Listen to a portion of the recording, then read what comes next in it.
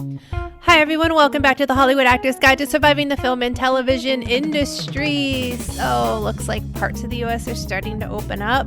So just be safe out there, guys. Don't take any unnecessary risks, all right?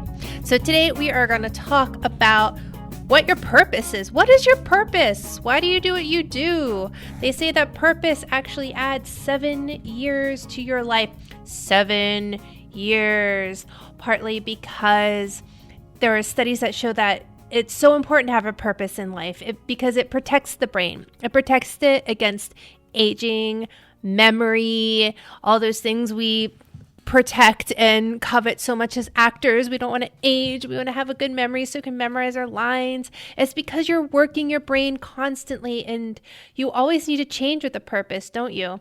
In fact, they even say that it protects against Alzheimer's and dementia. It wards those off, and we want to have long careers, right? So if you're thinking about your brain health, which you should, because as actors, we use our brains and the longevity of your life and being able to live a longer, fuller, happier life, then think about the purpose you have for being here and for being an actor. What do you want to accomplish as an actor? Do you have a sense of self, and do you want to continue doing what you're doing? Do you need to make a change? You know, having a purpose might just be the best thing you can do for yourself in your career when you want to have a longer life and you want to have a more fulfilling career. And this also goes to when you're walking into an audition room. If you walk into that audition room with just wanting to book a job, then you're probably not going to book it. It's just the way it is. But imagine walking into that audition room with a greater purpose. Whether you want to serve the world as a storyteller and heal through stories, or whatever it is that you found as an artist that drives you as an actor, you need to walk into those auditions, and even after you book the job, you need to walk onto set with the purpose you have for why you do what you do. That is what makes, I think, a star. That's what I think really makes a fantastic actor. I don't think it's just the actors who are there just to do a job. We know those actors, but those actors that really have that star power, and we are so captivated and we follow them not only in their professional lives, but then we end up feeling compelled to follow them in their personal lives. I guarantee you that they have some greater purpose in their life that they are serving.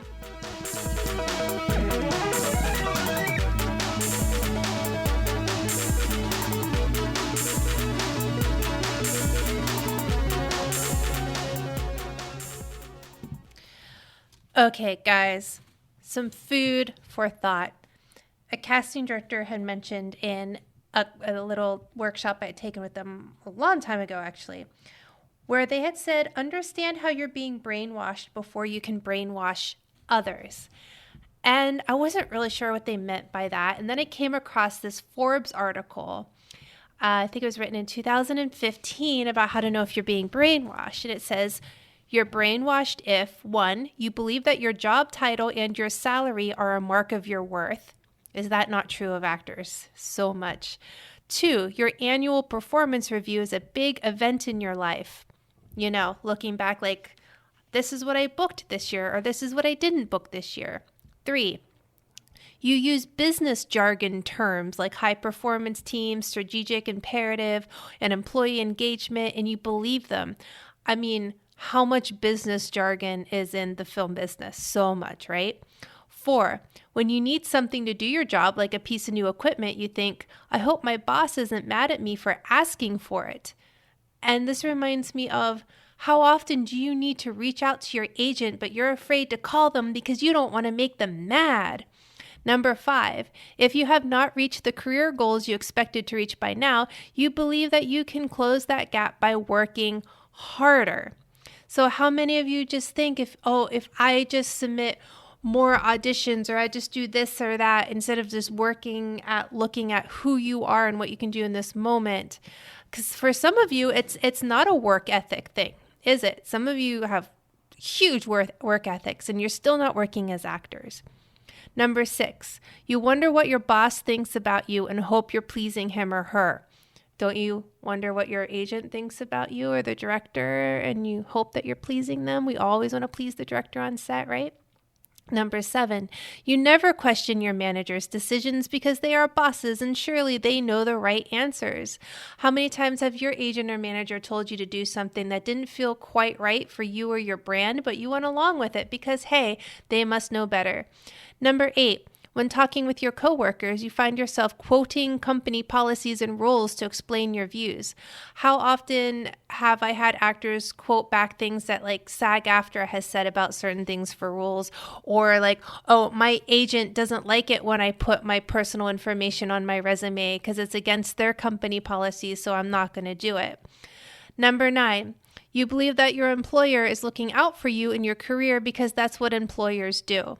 So many of you have agents and you think that that's the end all and be all. And if you're not working, it's your agent's fault because your agent's supposed to be looking out for you instead of doing the work yourself. You know, there's a reason why agents get 10%. They only do 10% of the work. Number 10, you take the company's side when other people question the organization's moves and motives because the company wouldn't do something if it weren't the right decision. Painfully, this to me goes back to like the Me Too movement and how much happened in the industry and how much we say, oh, well, that's just the film business. That's the way it goes. We work 22 hours straight without getting a ride home because that's just the way the film industry is. Like, we make so many excuses for the film industry. It's insane. Does this mean that we are all brainwashed? I think a little bit. I'm not sure. The writer of this was Liz Ryan. She's a contributor to Forbes. I don't know beyond that, like what other expertise she has. But if she's right about these brainwashing things, then yes, we are brainwashed. But what's great about this moment is that we can look at that and we can look at that list and say, how am I being brainwashed by the industry, by my agents, by my managers, by other actors? What are they telling me? What is the story of why I am not working? How can I change that story? How can I change how I'm being brainwashed? And how can I really look at whether or not things are really true or not? And I think that is so important right now, as here in Los Angeles, we just had an article come out where the governor's like, hey, film business, go right on ahead. You can start shooting. And it's like, all these actors are like so excited and they're posting on their social medias. And I'm like, are you really that far gone and being like brainwashed that you really think that it's just going to happen like that? Where, if you're really educated in the industry, you know that there's insurance, companies and movies have to be insured. At least the ones that are going to pay you, right? And, those companies are taking on liabilities and there's a lot of risk. And I know of at least one A-lister who says that he's not getting on an airplane to go back to Toronto. And if they want him to finish up his film, they have to put him in a car and drive him there. So be careful. This is just a warning. Just be careful what kind of information you are being fed. Because you're being fed information all the time from casting directors, agents, managers, Variety, Deadline, Hollywood Reporter, and really take a look at what it's really saying and make sure it really stands true for you. Make sure it's true for you because it may not be. It may not be. You might be brainwashed and it might be that one hurdle that's keeping you from moving ahead. If you would just say, you know what, I actually don't believe this because these are my own beliefs about me and my career and what I know I can do. So move out of the way, guys. Just because I am in Oklahoma does not mean I can't be the lead in a movie, and here's why. What is your story? You can't you got to know how you're being brainwashed before you brainwash others into why they should hire you, right?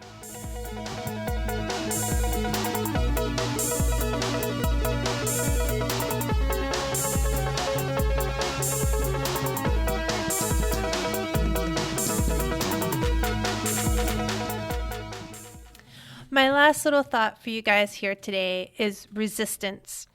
Resistance is debilitating. And there's a lot of resistance going on. I notice it a lot on Facebook and on the Instagram about what the industry is going to look like moving forward. I'm seeing a lot of it from agents and casting directors and people. I mean, if you listen to the Hollywood Reporters podcast, they talk about the studios and it's great to think positively, right? But there's this sense that they just kind of want things to go back to the way they were without accepting how the world has changed. And unfortunately, the world has changed. Filming has changed. Auditions have changed. Everything has changed. So you have a choice. You can resist it and just fight against it and say, no, I'm not going to learn how to self-tape because auditions are going to be back in the room sometime soon. Or no, I'm not going to accept the fact that my craft services may now be individually wrapped instead of like a beautiful buffet table of yumminess that I can just choose from. You could resist all of these things, or you can accept it. If you can accept how the world is right now and say, okay, this is where we're at. There's nothing I can do with the fact that this virus exists or that the industry is reacting this way, or society is, or the governor is, or XYZ. I cannot resist that. I need to accept it and then ask myself, now what? So if you are resisting everything and you're just waiting for things to go back to the way they were, I'm going to say that it's going to be very debilitating to your career and even to your mental health a bit, right? Whereas if you can come into that, I mean, they talk about it a lot in AA. There's that great quote where I believe it comes from AA, where it's something like, oh gosh, I should have looked it up. Where it says like, Lord, help me accept the things I cannot change, et cetera, like that. And you guys know what I'm talking about. Such a famous quote, such a famous quote. Anyway, so I beg of you guys to not resist what's happening, because it's just going to cause you stress. I have a downstairs neighbor right now. She is losing her mind because I am home all day. Not only am I home all day, but I'm very active. I get up in the morning, I make my coffee, I do sit out on the porch for just like about an hour just to get some sunshine, and then I come inside, and then I dance for about an hour and a half, get my workout in, and then I do some cleaning, and then I'm either shooting an audition, shooting a self-tape, doing setups with my camera. I have a new camera to see how, shots would look around my room. I'm shooting like little mini shorts. I'm working on things here in my home, and I am up and I am moving all the time. And it's driving her nuts. She cannot stand the fact that she can actually hear me walking around upstairs. She is resistant. She is so resisting. I can't speak. She's so resistant. That's what I'm looking for, to the change that COVID-19 has brought about, that she apparently has sent 250 complaints to the HOA complaining about all the neighbors and the fact that they're alive and she can hear them and they're doing things. And we have a neighbor who's a DJ who's learning how to DJ. And so he's like playing music, which is a little annoying when I have an audition, but hey, I just wait for him to be done. And other neighbors are learning instruments, and other neighbors are sitting on their porches and God forbid actually talking to people. Like, she's putting out all these complaints because she's so resisting to how the world has changed. But if she would just stop and breathe for a moment and be grateful that her neighbors are alive, that their hearts are beating, that there is life around her and within herself, her whole perception and her whole life would change. So as actors, don't be the actor that's complaining that there's all these footsteps upstairs and that people are making a ruckus and a noise around you. Be the actor that accepts it, breathes through it, and learns how to flourish in this time. So that's all I have for you guys today. I am still accepting donations through PayPal at jenniferlynnwarren@gmail.com. I also have a Venmo you can find me at. If not, it's all good in the neighborhood. In the meantime, my friends, break a leg out there, and remember, you are not alone.